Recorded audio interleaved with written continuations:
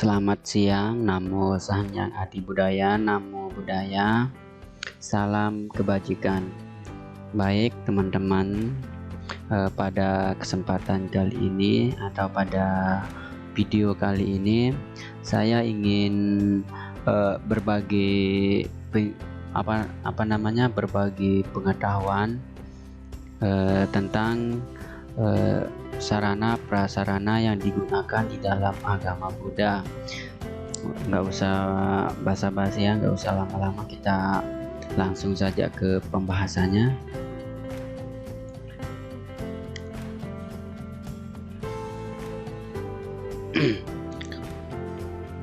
Baik, di sini saya sudah bikin PPT tentang tentang mengenal sarana prasarana yang digunakan untuk sembahyang di dalam agama Buddha. Kita langsung saja ya ke pembahasannya.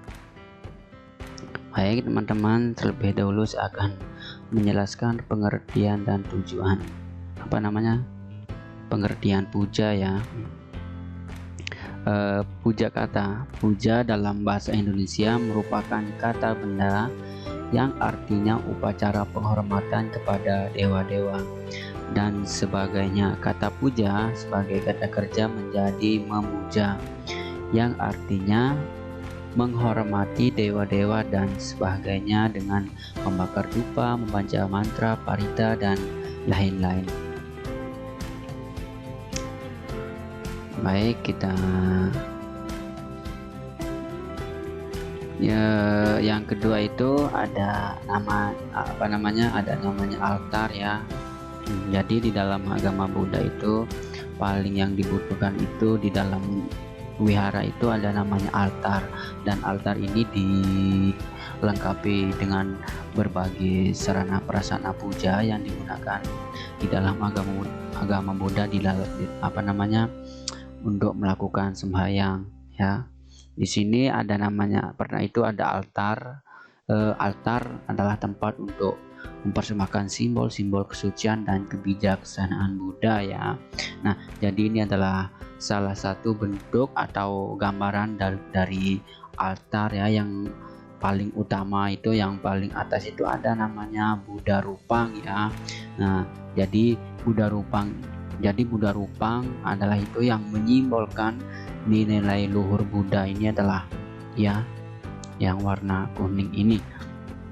Lagi yang kedua itu ada lilin. Nah, jadi lilin itu ada salah satu sarana yang sangat penting ya, yang digunakan dalam sembahyang di dalam agama Buddha, karena lilin ini menyimbolkan penerangan yang diajarkan oleh Buddha. Baik, kita lanjut. Yang ketiga itu ada rupa ya ini. Nah, tidak semuanya penting ya di dalam sarana ini. Itu ada dupa yang melambangkan nama harum dari orang yang memiliki sila. Nah, jadi semua sarana ini memiliki fungsi atau makna tersendiri ya. Nah, yang keempat itu ada bunga ya. Jadi bunga itu melambangkan ketidakkekalan. Jadi kita bisa memaknai bunga ini sebagai ketidakkekalan, karena kita tahu bahwa di dunia ini tidak ada yang kekal ya. Seperti kita contohnya sebagai manusia, kita tidak mungkin kekal, pasti kita akan mengalami yang namanya kematian. Seperti kayak bunga ini ya, melambangkan ketidakkekalan, pasti akan lapuk pada waktunya gitu. Nah, baik, yang kelima itu ada air ya.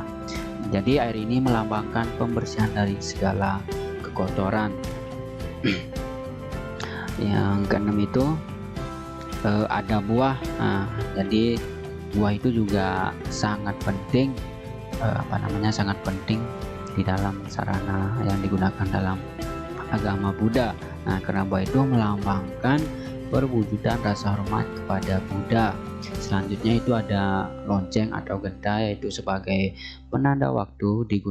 Nah, lonceng ini juga digunakan di berbagai agama di dunia sebagai penanda waktu, ibadah, atau sebagai atau sebagai bagian dari perangkat ritual ya. Misal contohnya kayak kita misalnya kita membaca parita itu, lonceng ini berfungsi untuk sebagai tanda baca, atau misal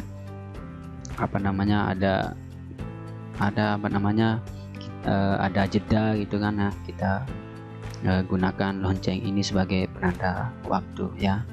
Nah, baik selanjutnya itu ada yang kedua, itu ada sarana puja, yaitu parita. Nah, pada pokoknya berarti perlindungan ini didapat dengan cara membaca atau mendengarkan khotbah Buddha Sutta. Membaca parita menimbulkan ketenangan batin ya bagi mereka yang mendengarkan dan yang telah mempunyai keyakinan akan kebenaran kata-kata Sang Buddha. Ketenangan itu membuat batin menjadi bahagia sehingga mampu mengatasi keresahan. Nah, umat Buddha meyakini bahwa parita merupakan kekuatan yang dahsyat dan selalu dapat dimanfaatkan. Meskipun demikian, parita tidak selalu mampu menghasilkan perlindungan serta berkah sesuai yang dikehendaki. Nah, jadi ini adalah salah satu definisi atau makna atau manfaat dari parita ya, kita bisa ketahui. Jadi baik, yang selanjutnya di sini ada wihara ya. Nah, jadi wihara ini adalah prasarana yang sangat utama yang pastinya harus ada di dalam agama Buddha ya. Dikarenakan wihara ini adalah multifungsi bagi penggunaan untuk acara-acara yang digunakan sebagai tempat untuk melakukan acara di dalam agama Buddha ya, seperti kita melaksanakan puja, misalnya melaksanakan hari raya Waisak, hari Katina, Asada, dan Magha Puja. Nah, jadi wihara ini tidak hanya digunakan untuk hari raya ya. Nah, wihara juga bisa digunakan misalnya untuk melakukan acara pernikahan, sekolah minggu, damaseka, dan lain-lain yang bersifat positif ya, yang digunakan untuk kebutuhan agama Buddha ya. Baik, itu saja yang bisa saya bagi pada kesempatan atau pada video kali ini. Sekiranya ada yang kurang atau salah penyebutan di dalam saya menyampaikan pembahasan kali ini, saya mohon maaf yang sebesar-besarnya. Terima kasih. Namo Sang Hyang Adi Budaya, Namo Buddhaya.